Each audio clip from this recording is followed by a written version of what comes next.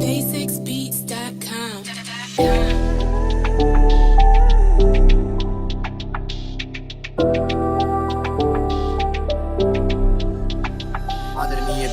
ආදරණීය දිනපොත එසෙලියා තිබුණා අලුත් දවසක් පටන් ගන්නකොට අතීතෙ වෙත පිටු පෙරලගෙන යනකොට වැටහුණා එහි දිනපත් නැ අතපසු කොට අවසාන දින දෙකේ තිබෙන සතහනම් දරගන්න බැරි තරම් හද කරයි කම්පා වැළලිය යුතුය සිතෙන තැන් බලලන මිතිරිය ඇලියා බුලසිම ප්‍රවසන මෙසේ ආදරණීය දිනපොත අද තමයි පිරෙන්නේ මට වයස 18ක් අම්මා නැති නිසා තාත්තා ගැන මල්ලි ගැන යන්නට මතිත ඇතුලේ පිරිලා මහ බරක් හිත හදාගෙන කමරට වෙලම ඉන්නවා මං අද ගැන කාටවත් නැ මතකවත් හැමදාම තියෙන සාදෙට අදත් සූදානම් තාත්තා මිතුරන්වත් වට කරා මගේ කනටත් නිවනක් නැ තාත්තා ඉල්ලන වෙලාවට කට ගැස්මක් හදනකන් අනේ මන්දා තාත්තගේ සමහර යාළුවෝ මන්දිය අමුතු විදියකට බලනවා නංගි තව සැර දාන්නකො මනං අස සැරටම කියලා තද එකේ කිව්වා කන ගමන් ඒකේ කැත පැත නොදකින්නම තාත්තට වැඩියද ඉතින් කමරට ආවරවලම ඉර මගේ සරිද්දිත් පරක්කුයි අත් දෙක තිබ්බා මගේ බෙල්ල වට කරන්